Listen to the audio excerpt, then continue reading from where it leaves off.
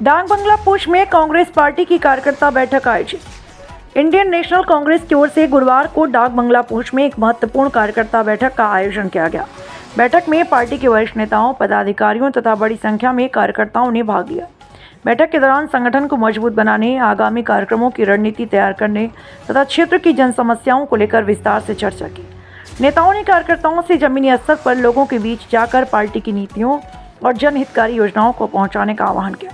इस अवसर पर वक्ताओं ने कहा कि कांग्रेस पार्टी हमेशा जनता की आवाज़ उठाने के लिए प्रतिबद्ध रही। आने वाले समय में संगठन को और अधिक सक्रिय बनाया जाएगा। बैठक में युवाओं की भागीदारी बढ़ाने, बूथ स्तर पर संगठन को मजबूत करने, क्षेत्र में विकास कार्यों को लेकर भी विचार विमर्श किया। कार्यक्रम के अंत में पार्टी नेताओं ने सभी कार्यकर्ताओं से एकजुट होकर संगठन को मजबूत बनाने और जनता की समस्याओं के समाधान के लिए निरंतर कार्य करने की अपील की। जो हमारे लीडर खड़गे साहब फैसला करेंगे, जो राहुल गांधी जी करेंगे, वो फैसला हमें मानना पड़ता है क्योंकि हम कांग्रेस के सिपाही हैं।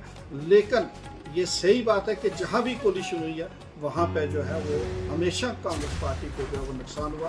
बहरहाल मुझे उम्मीद है कि इन सारी चीज़ें जो है वो पार्टी हाईकमान के सामने रखी जाएंगी और वो क्या फैसला करते हैं। सही सवाल किया है। जिला पुंछ में अगर तरक्की के लिहाज से देखा जाए, डेवलपमेंट वर्क्स देखे जाएँ तो बहुत बुरे हालात हैं। ख़ासतौर पे सड़कों के जो हैं बहुत बुरे हालात हैं।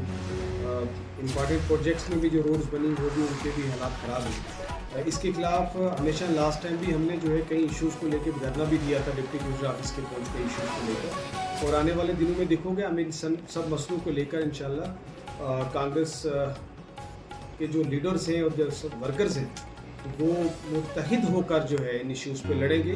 और सरकार का बिल्कुल भी ध्यान जो है वो पुंछ जिला की तरफ नहीं है, और ना ही हमारे इलेक्टेड रिप्रेजेंटेटिव जो है, ना ही वो जो है लोगों को इंसाफ दिला पा रहे हैं, ना ही डेवलपमेंट वर्क्स करवा पा रहे हैं। तो इसलिए कांग्रेस कमेटी को ज़रूर जो है इन इश्यूज़ पे लड़ते हुए देखोगे और चढ़ते पावर सिस्टम ऐसे दो इंजन की ये जो डबल पावर सिस्टम है, इससे पुंछ हो या पूरी रियासत के लोग जो पीछे जा रहे हैं, कोई तामीर तरक्की नहीं हो रही है, लोग परेशान हैं। और मैं ये कहूँगा कि ये डबल पावर सिस्टम जो है ये बंद होना चाहिए। एक पावर सेंटर जब तक नहीं होगा तब तक यहाँ, और ये तभी मुमकिन है जबकि हमारी यहाँ रियासत जो है वो स्टेट जो है वो होगी। और दूसरी बात जो शाहनवाज जी ने भी कही और यहाँ हर साथी ने कहा कि जो जम्मू के अंदर वाक़ा हुआ वहाँ हमारे लोगों के 40-50 घर जो है वो गिराए गए। मैं कहूँगा कि वो एक बहुत बड़ी ज़्यादती हुई है हमारे लोगों के साथ वहाँ जम्मू के अंदर। वहाँ का हिंदू, वहाँ का मुस्लिम, वहाँ का सिख जो है वो सब ने कंडेम किया। हमारे कांग्रेस के सीनियर लीडर्स की वहाँ राहुल भल्ला जी की क़यादत में वहाँ पहुँचे, रविंद्र शर्मा जी थे और लोग थे, कांग्रेस की सीनियर टीम भी वहाँ पर गई। और मैं ये कहूँगा कि ऐसी जो ये बुलडोज़र सिस्टम है ये बंद होना चाहिए। सुप्रीम कोर्ट की भी इसमें रूलिंग जो है वो आई है, लेकिन डबल इंजन जो चल रहा है इस वक्त डबल पावर सिस्टम से जम्मू कश्मीर के लोगों को बहुत नुकसान है। और इस डबल इंजन पावर सिस्टम को अगर कोई ख़त्म कर सकता है, कोई इसको मतलब कमज़ोर कर सकता है तो वो कांग्रेस कर सकती है। और मुझे उम्मीद है कि आने वाले वक्त में आप देखेंगे कि ये सिस्टम सारा जो है ये ठीक होगा और यहाँ के लोगों की तामीर और तरक्की जो है जिस तरह कांग्रेस के दौर में होती थी इसी तरह फिर जो है वो होगी। कि आज 21 मई है और 21 मई के दिन ही हमारे इस मुल्क के साबका प्रधानमंत्री और इस मुल्क के महबूब लीडर श्री राजीव गांधी जी शहीद हो गए थे और एक बम ब्लास्ट में वो शहीद हो गए थे। तो एक तो आज हमारा सबका इकट्ठा होना ये है कि हम उनको खराज अकीदत जो है वो पेश करें, और दूसरा हमें पार्टी की ये डायरेक्शन है कि ये पूरा हफ्ता जो है हम राजीव जी के नाम जो है वो सर्व करना जा रहे हैं सारी जगह। और दूसरी ये है कि राजीव जी ने देश को मजबूत किया। राजीव जी ने ही एक वाहिद लीडर थे, प्राइम मिनिस्टर थे हमारे मुल्क के, जिन्होंने नौजवानों को राइट टू वोट दिया 18 साल की उम्र में। राजीव जी ने ही ये कहा था कि एज प्राइम मिनिस्टर के मेरा भारत देश जो है वो गाँव में बसता है और अगर मैं 1 रुपया दिल्ली से बेचता हूँ तो 80 पैसे रास्ते में खर्च हो जाते हैं, 30 पैसे मेरे लोगों तक पहुँचते हैं। और उन्होंने 73rd और 74th अमेंडमेंट ला के इस देश के पंचायती राज सिस्टम को जो है वो मजबूत किया। और आज आप देख रहे हैं कि हमारे पंचायती राज सिस्टम जो है वो कितना मजबूत है और उसमें लोगों की काम काज कैसे हो रहे हैं। और उसके अलावा जो मैं कहता हूँ इंफॉर्मेशन टेक्नोलॉजी को अगर आप ले लो और उसके अलावा हर फील्ड ले लो आप कि हमारे मुल्क का चाहे डिजिटल इंडिया हो, चाहे इंफॉर्मेशन कंप्यूटर सिस्टम हो या और बहुत सारी चीज़ें जो भी की वो राजीव गांधी जी ने की। आज पूरा देश, मैं कहूँगा कि हिंदुस्तान का हर बच्चा हर शहरी जो इस मुल्क का है वो राजीव गांधी जी को खराज अकीदत पेश करता है। और ख़ासकर मैं कहूँगा कि डिस्ट्रिक्ट पुंछ के जो हमारे लोग हैं, जहाँ हम इस वक्त बैठे हैं इस कॉन्फ्रेंस हॉल के अंदर, हम सब जो है वो राजीव गांधी जी को जो है वो खराज अकीदत पेश करते हैं और ये कहेंगे कि जब तक सूरज चांद रहेगा राजीव गांधी का जो है वो नाम रहेगा। क्योंकि राजीव जैसा लीडर जो है, राजीव गांधी जैसा लीडर आज पूरी दुनिया में अगर आपको देखोगे तो ऐसा नौजवान, ऐसा खूबसूरत लीडर मैं कहूँगा किसी देश के पास नहीं था। तो मैं दूसरी बात जो है आज की मीटिंग का मकसद ये कि हमारा SS2 जो था, एक तो हमारा फर्स्ट हुआ जिसमें हमारे डिस्ट्रिक्ट प्रेसिडेंट बने, उसमें हमारे जो ऑल इंडिया कांग्रेस कमेटी के जो प्रेसिडेंट हैं श्री मल्लिकार्जुन खड़गे जी और हमारे देश के जो नौजवान लीडर हैं श्री राहुल गांधी जी, उन्होंने एक फैसला किया, कांग्रेस पार्टी हाईकमान ने एक फैसला किया कि हम पूरे देश में ज़िला सदर जो है वो लोगों की मर्जी से जो है बनाते हैं, लोगों को पूछ के बनाते हैं। उसमें AICC से ऑब्जर्वर आए। और दूसरी ये SS2 हमारा जो है वो इसलिए है कि अब हमें डिस्ट्रिक्ट प्रेसिडेंट बनने के बाद अब हमने डिस्ट्रिक्ट कांग्रेस कमेटी बनानी है और उसके बाद ब्लॉक कांग्रेस कमेटी जो है वो बनानी है। और मकसद हमारा यही है, जो मैं और मेरे साथ ऑब्जर्वर आए हैं जिसमें साईं अब्दुल रशीद साहब हैं, राजेश गुप्ता जी हैं रजौरी से आए हैं, यहाँ पे मुश्ताक जी हैं या शकील मीर साहब हैं और शाहनवाज जी, और यहाँ की जो सीनियर लीडरशिप है हमारी, ताज मीर साहब हो गए, हमारे रियाज नाज साहब हो गए, मीर साहब हो गए और फारूक जी हैं, अपने आजाद चौधरी साहब हैं, या सारे साथी सिकंदर जी हैं। तो हमारा मकसद ये है कि इनके साथ बैठ के हम हर ब्लॉक का टूर करेंगे और हर ब्लॉक का टूर करने के बाद जो हमारे कांग्रेस के लोग हैं, चाहे उसमें नौजवान हैं, बुज़ुर्ग हैं, और उनके साथ मशवरे के साथ, ताकि हमारे ब्लॉक सदूर साहिबान का भी उनकी अपॉइंटमेंट का जो अमल है वो भी हो, ब्लॉक कांग्रेस कमेटी बने उनके मशवरे से, और डिस्ट्रिक्ट कांग्रेस कमेटी जो है वो बने। मुझे फ़ख्र है इस बात पर कि शाहनवाज जी एक बड़े हमारे सीनियर लीडर हैं, बड़ी छोटी उम्र में, वो उम्र में हमसे छोटे हैं, लेकिन इन्होंने हमारे पूरे मुल्क की 2-3 रियासतों के ये इंचार्ज रहे हैं। और इनकी क़यादत में मुझे लगता है कि डिस्ट्रिक्ट कांग्रेस कमेटी पुंछ जो है वो बड़ी मजबूती के साथ जो है वो आगे बढ़ेगी। यहाँ मेरे साथियों ने कहा कि पुंछ जो है ये कांग्रेस की धरती है, इसमें कोई शक नहीं है। और पुंछ का जो डिस्ट्रिक्ट है हमारा, ये एक ऐसा डिस्ट्रिक्ट है जो मैं कहूँगा कि एक तारीखी डिस्ट्रिक्ट है। और अगर उस वक्त मुल्क की पार्टीशन न होती, हमारी रियासत की पार्टीशन न होती, तो पुंछ हमारी राजधानी जो है वो होता। लेकिन मैं ये कहूँगा कि वाकई ही पुंछ में हमारे कांग्रेस के कितने बड़े लोग थे, मतलब बड़े बड़े यहाँ लीडर इस पुंछ ने जो है वो धरती ने पैदा की है।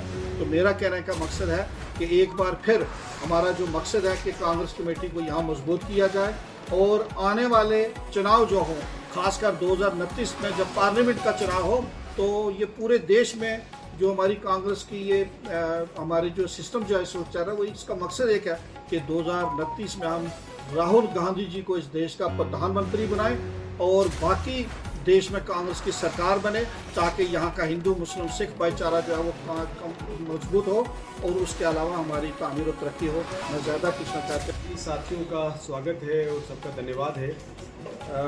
आज हमारी डिस्ट्रिक्ट कांग्रेस कमेटी पुंछ की डाक बंगलो पुंछ में सर्वजन संगठन अभियान दूसरा फेज़ जो है उसकी पहली मीटिंग जो है आज क्वार्टर को हुई है। हमारे बीच में डिस्ट्रिक्ट पुंछ के observer senior Congress leader x mission जनाब शबीर खान साहब, सीनियर कांग्रेस लीडर साईं अब्दुल रशीद साहब और कांग्रेस लीडर राजेश गुप्ता जी, कांग्रेस लीडर शकील मीर साहब और कांग्रेस लीडर मुश्ताक साहब एस कोऑर्डिनेटर जो है यहाँ पे तशरीफ लाए हैं, उन सबका भी स्वागत है। सबसे पहले क्योंकि आज हमारे स्वर्गीय राजीव गांधी जी की बरसी है, सबसे पहले हम उनको श्रद्धांजलि अर्पित करते हैं, उनको याद करते हैं।